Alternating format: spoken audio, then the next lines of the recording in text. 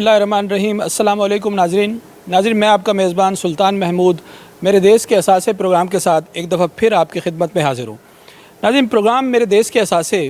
एक ऐसा प्रोग्राम है जिसमें हम कोशिश करते हैं कि हम अपने सोसाइटी के वो सेगमेंट आप तक पहुँचाएँ, वो मामलात आप तक पहुँचाएँ जो अब तक आप तक नहीं पहुँच सके, क्योंकि हमारा इस बात पर यकीन है कि सोसाइटी के अंदर बहुत सारा ऐसा काम हो रहा है, बहुत सारा ऐसा अमल हो रहा है जिससे हमारा माशरा जो है वो मज़बूत हो रहा है, हमारा पाकिस्तान मज़बूत हो रहा है। आज हम फिर आपके साथ एक ऐसे सेगमेंट को लेकर आए हैं जिसमें पाकिस्तान की मजबूती आपको नज़र आएगी, पाकिस्तान को आगे बढ़ता हुआ आप देख रहे होंगे, क्योंकि यहाँ पर जो लोग मौजूद हैं, वो लोग जो बातें कर रहे हैं, जो लोग ट्रेनिंग हासिल कर रहे हैं, यकीनन आने वाले वक्त में वो बातें, वो ट्रेनिंग जो है वो ऐसी जगह पर इम्पार्ट करने जा रहे हैं जहाँ पर सोसाइटी और माशरा मजबूत होंगे। तो नाज़रीन, हम मौजूद हैं यहाँ पर इस वक्त एक होटल के अहाते में, और यहाँ पर एक ऐसा इवेंट हो रहा है जिस इवेंट के अंदर ट्रेनर्स को तरबियत दी जा रही है। तरबियत किस चीज़ की दी जा रही है? तरबियत इस चीज़ की दी जा रही है कि हमारे यहाँ जो पाकिस्तान का जो ख़ास तौर पर तालीम का निज़ाम है उसकी मजबूती के लिए काम कर सके। नाज़रीन, हम मेहमानों से बातचीत भी करेंगे, मेहमानों के ख़यालात भी सुनेंगे। आए जनाब, मेहमानों की तरफ चलते हैं और मेहमानों से बात।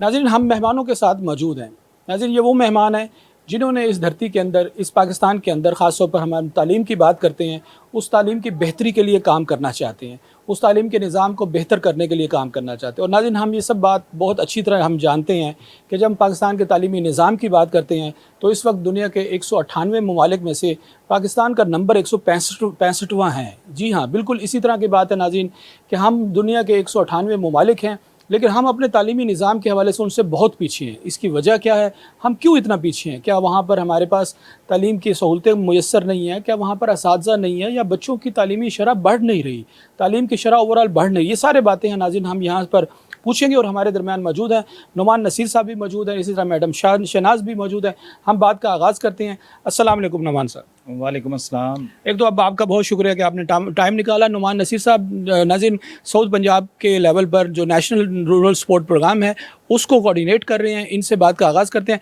नुमान साहब, ये जो यहाँ पर इवेंट हो रहा है ख़ास तौर पर जिसके अंदर दूर दराज के आए हुए हैं, यहाँ पर ट्रेनर आए हुए हैं और वो कुछ सीख रहे हैं, तो आप क्या समझते हो कि ये जो तालीम है, ये जो ट्रेनिंग है, ये तरबियत है, ये किसी हद तक हमारे जो तालीम के मसाइल हैं, स्कूलों के मसाइल हैं, उसको किसी हद तक ओवरकम करने में मदद देगी ये तरबियत? जी, बहुत शुक्रिया सुल्तान साहब। NRSP पिछले 10 साल से तकरीबन एजुकेशन सेक्टर में ज़्यादा एक्टिवली काम कर रहा है। हम 92 से NRSP का सफ़र शुरू हुआ। पिछले 10 सालों में हमने साउथ पंजाब के अंदर खुसूसन कोई 450 स्कूल जो इस्टेब्लिश किए हैं गवर्नमेंट की तरफ से। Punjab education initiative management authority के जो स्कूल एलोकेट हुए, उसमें से 342 स्कूल हमारे मैनेजमेंट के अंदर चल रहे हैं। तो हम उन स्कूलों के अंदर बच्चों की तालीम का तमाम इंतज़ाम, बच्चों की इंक्लूजन पे ज़्यादा काम कर रहे हैं, ताकि जो ऐसे बच्चे जो कि उन तबकात से आते हैं, जो पिछड़े हुए तबकात हैं, उनको तालीम के निज़ाम में ना सिर्फ शामिल किया जा सके बल्कि उन्हें अच्छे जो तालीमी इदारे हैं उनके बच्चों के मुकाबले ला के खड़ा किया जा सके, उनकी लर्निंग को इम्प्रूव किया जा सके, उसके लिए सहूलियात मुहैया की जा सके। पिछले साल अब हम सब लोग ही जानते हैं कि एक ऐसा सैलाब आया जिसने पिछले तमाम रिकॉर्ड तोड़ डाले, क्योंकि दरियाई पानी के साथ साथ जो हिल टॉरेंट से पानी आया उसने बहुत ज़्यादा तबाही मचाई, और सबसे ज़्यादा जो तबाही वो हमारे स्कूलों में हुई। अमूमन होता ऐसा है कि जब सैलाब आता है तो स्कूलों को नज़रअंदाज किया जाता है। हमारी ज़्यादातर तवज्जो शेल्टर पे, सेहत पे, अद्वियात पे, खुराक पे, इन चीज़ों पे तवज्जो ज़्यादा दी जाती है। लेकिन हमारा ये मानना है बतौर इदारा कि तालीम भी वैसे ही बुनियादी हक़ है जैसे कि जीने का हक़ है, जैसे कि खुराक का हक़ है, जैसे कि हिफाजत का हक़ है किसी का। तो हमने NRSP ने तालीम को ज़्यादा फोकस किया। लेकिन जहाँ पर नुमान सैलाब आता है, पानी आता है, तो ज़ाहिर सब कुछ बह जाता है ना, तो वहाँ तो लोगों की एक्सेस नहीं हो पाती। तो क्या आप जो स्कूल को रिहेबिलिटेट करते हैं या स्कूल की, जैसे आपने कहा, उनकी सहूलतें मुहैया करने के लिए काम करते हैं, तो वहाँ तो पानी होता है, फिर कैसे आप कह रहे हैं कि स्कूल जो है वो एक्सेसिबल होते हैं ताकि वहाँ पर बच्चे पढ़ सकें? देखें, ये जब इसको हम देखते हैं ना समाजी तौर पे या समाजी मसाइल के तौर पे जब देखते हैं, तो सैलाब हमारे इन इलाकों में कोई पहली दफ़ा नहीं आया। مسئلہ یہ ہوتا ہے کہ ہم مسئلے کو نظر انداز کر دیتے ہیں, اسے حل کرنے کی کوشش نہیں کرتے. اگر ایک سال میں ہم کو پائیدار حل تلاش کر لیں تو ہو سکتا ہے آنے والے سیلابوں میں ہمارے جو مسائل ہیں وہ اس سے کم ہو. سارے سیلاب کے ساتھ مسائل آئیں گے لیکن وہ آہستہ آہستہ حل ہونے کی طرف جا رہے ہیں اور آہستہ آہستہ کم ہوں گے. ہم نے بالکل سکولز کو فوکس کیا. 28,000 کے قریب تعلیمی ادارے تھے جو کہ بہت زیادہ یا کم زیادہ متاثر ہوئے. اس میں سے ہم نے لسٹ ڈاؤن کر کے جو زیادہ جہاں پہ نقصان ہوا تھا کوئی 135 اسکول ایسے ہیں جنہیں ہم دوبارہ سے ریہیبلیٹیٹ کر رہے ہیں, جن کے رستے کے مسائل ہیں, زمینیں بہت گہری تھیں, اسکول کے احاطے ان کو تھوڑا ہم نے ریز کیا ہے, ان کا جو تباہ شدہ انفراسٹرکچر تھا عمارت. اور ان 135 اسکولوں میں لگ بھگ کتنے بچے ہوں گے جب وہ اسکول ریہیبلیٹیٹ ہو گئے تو ان کی تعلیم جو ہے نا دوبارہ سے شروع ہو گئی ہوگی؟ ان اسکولوں میں جو ایگزیکٹ فگرز اگر میں آپ بتاؤں تو 25,600 کچھ بچے ہیں جو ان اسکولوں میں پڑھ رہے ہیں, اور ان میں زیادہ تعداد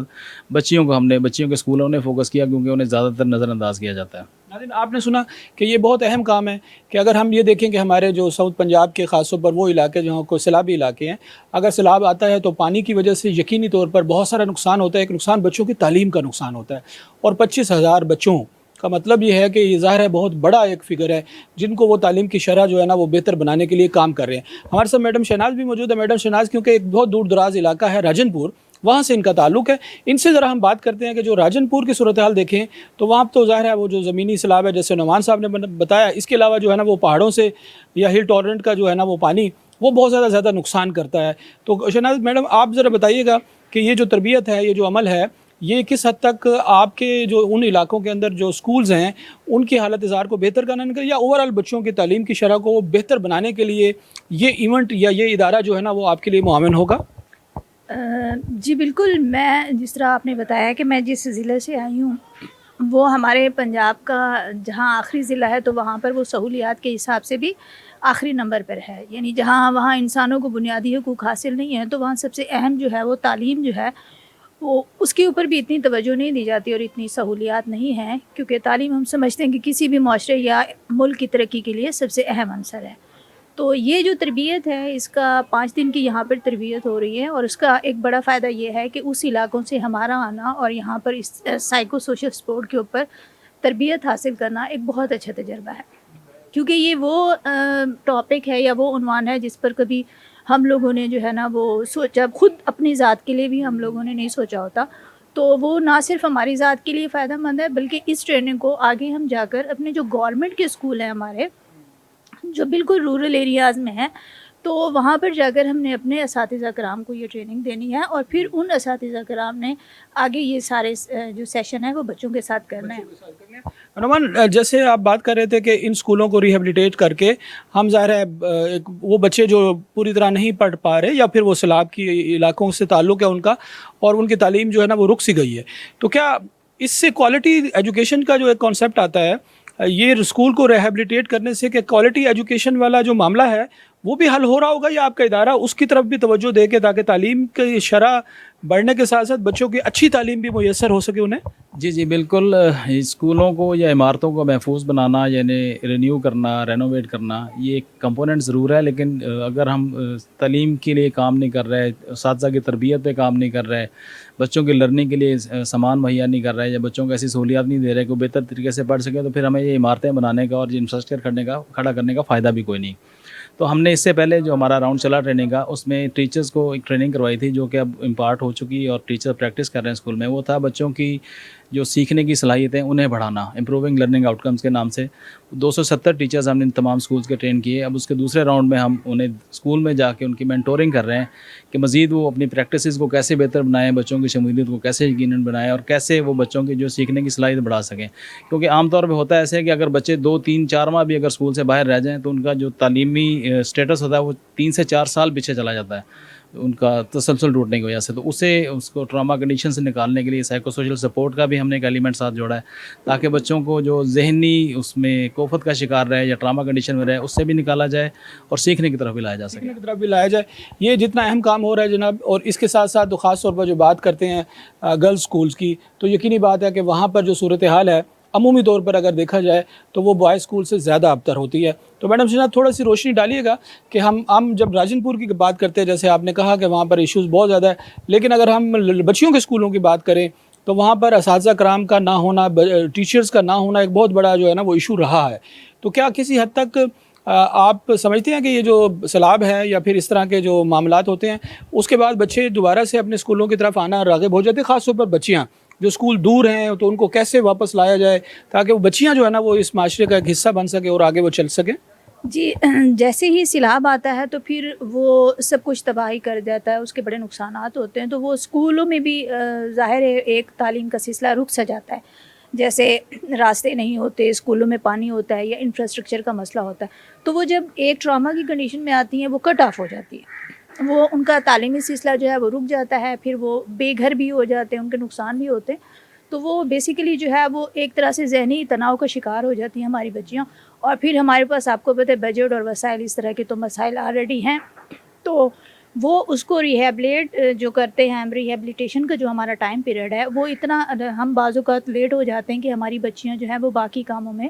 مصروف ہو جاتی ہیں، وہ اسکول کی طرف نہیں آ پاتی، تو جو ہمارے لیے فلڈ کے بعد، سیلاب کے بعد سب سے بڑا چیلنج ہے ان بچیوں کو واپس اسکول لانا، اور وہ الحمدللہ ایسا ہے کہ وہ ایس ایم سی ہوتی ہیں، اساتذہ کرام ہوتے ہیں، اور پھر کچھ جب ان کے حالات بہتر آ جاتے ہیں اور وہ لوگ واپس اپنے گھروں کی طرف آتے ہیں، بحالی کی طرف آتے ہیں، تو پھر صورتحال تھوڑی جو ہے وہ ٹھیک ہونا شروع ہو جاتی ہے۔ ناظرین یقیناً جو ہے جی وہ اگر ہم مایوسی کی باتیں کرتے ہیں تو پھر چیزیں جو ہے نا وہ خراب ہونا اور زیادہ شروع ہو جاتی ہے، لیکن جب امید کی بات کرتے ہیں، امید کی کرن کی بات کرتے ہیں، تو پھر اس جیسے ادارے جو ہیں وہ ہمارے تعلیمی نظام جو کہ بہت پیچھے ہے اس کو بہتر کرنے کی طرف آگے بڑھ رہے ہوتے ہیں۔ ناظرین ہم ایک چھوٹے سے بریک پہ جائیں گے، بریک کے بعد جیسے ہی واپس آئیں گے ہم کچھ اور مہمانوں سے بھی بات چیت کریں گے اور ہم دیکھیں گے کہ ہمارا جو تعلیم کا نظام ہے، خاص طور پر ہمارے یہ علاقے جو پسماندہ علاقے ہیں، ان علاقوں کے اندر ہم اس تعلیم کے نظام کو بہتر بنانے کے لیے، اسکولوں کی حالت کو بہتر بنانے کے لیے، یہ جو ہمارے اثاثے ہیں، یہ ہمارے دیش کے جو اثاثے ہیں جہاں پر بچے پڑھتے ہیں وہ ہمارے لیے اثاثے ہیں، یہ سارے جو کام کرنے والے لوگ ہیں یہ ہمارے لیے اثاثے ہیں، یہ کس حد تک کنٹریبیوٹ کر سکتے ہیں اور ان کو مزید بہتر بنا سکتے ہیں تاکہ حکومت وقت کو یہ خبر ہو کہ واقعی اگر کوشش کریں تو بہت ساری چیزیں بہتر ہو سکتے ہیں۔ ناظرین ایک بریک پہ جائیں گے، ایک بریک کے بعد فوراً واپس آئیں گے، stay with us. Venus group of companies, کیا آپ اپنے مالی اہداف تک پہنچنا چاہتے ہیں تو فکر مند ہونے کی کوئی ضرورت نہیں، کیونکہ وینس گروپ آف کمپنیز آپ کے لیے ایک ایسا پلیٹ فارم ہے جہاں آپ اپنے مالی اہداف تک بآسانی پہنچ سکتے ہیں۔ ہم دنیا بھر میں اپنی خدمات فراہم کر رہے ہیں۔ کموڈٹی مارکیٹ میں مہارت کے ساتھ ساتھ ہم اپنی پیشہ ورانہ پر عزم خدمات کے ساتھ بڑھتی ہوئی مارکیٹ میں زندہ رہنے میں آپ کی مدد کرتے ہیں۔ ہمارا اعتماد مارکیٹ کے خطرات کو کم کرنا ہے، جس کا نتیجہ آپ قابل ذکر منافع کماتے ہیں۔ وینس کسٹمر کیئر سپورٹ 24 گھنٹے مفت مشاورت فراہم کرتی ہے اور ہموار عمل کے لیے ہمارے پارٹنرز کی مدد کرتی ہے، تو آج ہی ہماری ویب سائٹ پر رجسٹر ہوں اور منافع کمانا شروع کریں۔ ویلکم بیک ناظرین ہم بریک سے پہلے بات کر رہے تھے پاکستان کے تعلیمی نظام کی صورتحال کو بہتر کرنے کے لیے جو کوششیں ہو رہی ہیں ہم اپنے پروگرام کے ذریعے آپ تک پہنچانے کی بات کر رہے ہیں، کیونکہ ہم سمجھتے ہیں کہ پاکستان کا جو نظام تعلیم ہے یہ ایک ایسا ہمارے لیے اثاثہ ہے، ایک ایسا ہمارے لیے طریقہ کار ہے جس سے پاکستان کو مضبوط بنایا جا سکتا ہے، سوسائٹی کو مضبوط بنایا جا سکتا ہے، اور ہم اس وقت جہاں پر موجود ہیں ناظرین یہ بہت اہم جگہ ہے۔ اہم اس حوالے سے ہے کہ یہاں پر ایک ایسا ادارہ کام کر رہا ہے جو ادارہ دور دراز علاقوں کے اندر جو ہمارے تعلیم کے ادارے ہیں، جو سکولز ہیں، ان کی بہتری کے لیے کام کر رہا ہے، خاص طور پر وہ علاقے جو فلڈ کی زد میں آتے ہیں۔ یقینی بات ہے جب سیلاب آتا ہے تو ساری چیزیں بہا کے لے جاتا ہے، لیکن سکولوں کی بات کرتے ہیں تو ان کی طرف توجہ کسی کی نہیں جاتی، لیکن اس ادارے نے یہ ایک مشن جو ہے نا اپنے سامنے رکھا ہے کہ ہم ان علاقوں میں جا کر سکولوں کو ریہیبلیٹیٹ کریں گے، سکولوں کو دوبارہ سے اپنے قدموں پر کھڑا کریں گے اور بچوں کو دوبارہ سے تعلیم کے دروازے اوپن کریں گے۔ ناظرین ہمارے ساتھ اب بریک کے بعد 2 اور مہمان موجود ہیں، بہت زبردست مہمان ہیں ناظرین، ان سے ہم بات کرتے ہیں۔ ایک ہمارے ساتھی ہے جو کوآرڈینیٹر ہیں اور یہ کوآرڈینیٹ کر رہے ہیں 6 اضلاع کو جس کے اندر ادارہ کام کر رہے ہیں، ہم ان سے بات کرتے ہیں۔ اور اسی طرح جو ضلع رحیم یار خاں ہیں وہاں سے ہمارے دوست موجود ہیں جو کہ عاصم صاحب جو ایک سکول کو ہیڈ کر رہے ہیں۔ سر آپ کا بہت شکریہ کہ آپ نے وقت نکالا۔ Thank you very much. مجھے تھوڑا سا بتائیے گا کہ رحیم یار خاں ظاہر ہے ایک دور دراز علاقہ ہے اور وہاں پر بھی جب ہم سکولوں کی صورتحال کی بات کرتے ہیں، ایجوکیشن کی صورتحال کی بات کرتے ہیں، ایک عمومی تاثر یہ ہے کہ جی گورنمنٹ سکولوں کے اندر تو پڑھائی نہیں ہوتی، گورنمنٹ سکولوں کے اندر تو اساتذہ نہیں آتا، گورنمنٹ سکولوں سے جو نکلے ہوئے بچے ہیں وہ کہیں اچھی پوزیشن پہ نہیں جاتے، تو کیا یہ تاثر ٹھیک ہے؟ Thank you very much. میں آپ کا شکریہ ادا کرتا ہوں کہ آپ نے مجھے موقع دیا اس فورم پہ بات کرنے کا، اور میں آپ کی اس بات سے اتفاق بالکل بھی نہیں کرتا کہ گورنمنٹ سکولز میں ایجوکیشن نہیں ملتی اور کوالٹی ایجوکیشن نہیں پرووائڈ کی جاتی۔ آپ کے سامنے جو فرد جس سے آپ بات کر رہے ہیں یہ گورنمنٹ سکول کا پڑھا ہوا शख्स है और गवर्नमेंट स्कूल से ही निकल के गवर्नमेंट कॉलेजेस से होता हुआ यहाँ तक पहुँचा। और आगे चल के हम ये देखते हैं, मैंने एक प्राइवेट इदारे में भी सर्व किया और उसके साथ साथ मैं पिछले तकरीबन 12 साल से गवर्नमेंट इंस्टीट्यूट में एज ए हेड के तौर पे काम कर रहा हूँ। और मैं नहीं समझता कि हमारे यहाँ जिस लेवल का एजुकेटेड स्टाफ मौजूद है और जिस लेवल पे हम अपने स्टाफ को सैलरीज प्रोवाइड कर रहे हैं, और जहाँ तक हम ट्रेनिंग्स की बात करते हैं तो गवर्नमेंट ऑफ द पंजाब और SCD स्कूल एजुकेशन डिपार्टमेंट भरपूर अंदाज से कोशिश कर रही है कि वो अपने टीचर्स को जदीद तकाज़ों के मुताबिक उनकी प्रोफेशनल डेवलपमेंट करे और उनको ट्रेनिंग्स और उसके साथ साथ उनकी वर्कशॉप्स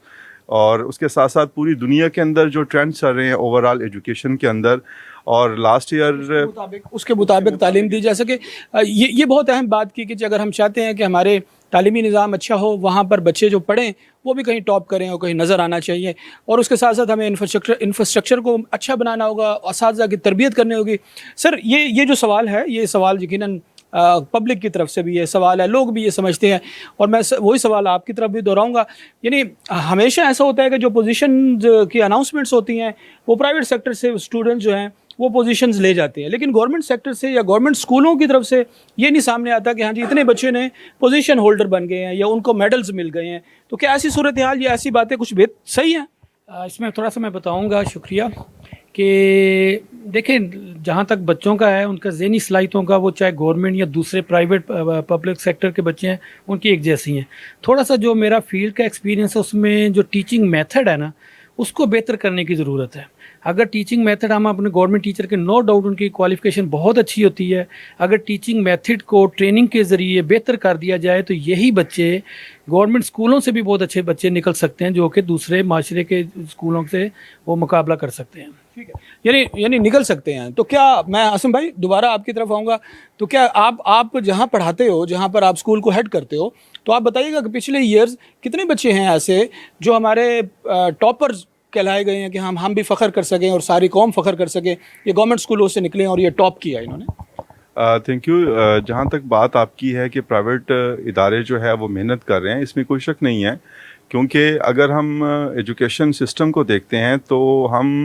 हमारा सबसे बड़ा इशू ये है कि हम प्राइवेट और पब्लिक सेक्टर को अलहदा कर देते हैं। बेसिकली दोनों ही सेक्टर एजुकेशन के लिए काम कर रहे हैं। अगर प्राइवेट सेक्टर से बच्चा निकल के आगे आता है तो वो भी पाकिस्तान का नाम मेरे ख्याल में बुलंद करता है, और अगर एजुकेशन पब्लिक सेक्टर के अलावा अगर हम देखते हैं गवर्नमेंट सेक्टर का पढ़ा हुआ बच्चा आगे आता है तो वो भी पाकिस्तान के लिए इज़्ज़त का बायस बनता है। यकीनन जी, क्योंकि आसिम साहब ने खुद बताया कि आज ये यहाँ पर मौजूद हैं, एक गवर्नमेंट स्कूल को हेड कर रहे हैं रहीम यार खां के अंदर, और इन्होंने खुद बताया कि ये भी गवर्नमेंट सेक्टर से ही पढ़े हुए हैं। लेकिन सर आप क्योंकि एक इदारे को भी रिप्रेजेंट यहाँ कर रहे हैं, इदारे की काविशों के हवाले से आप ज़रूर बताइएगा कि इदारे की जो काविशें हैं क्या वो हमारे स्कूलों के सिर्फ इंफ्रास्ट्रक्चर को बेहतर करने के लिए हैं या इसके ज़रिए क्वालिटी एजुकेशन भी बेहतर हो रही है?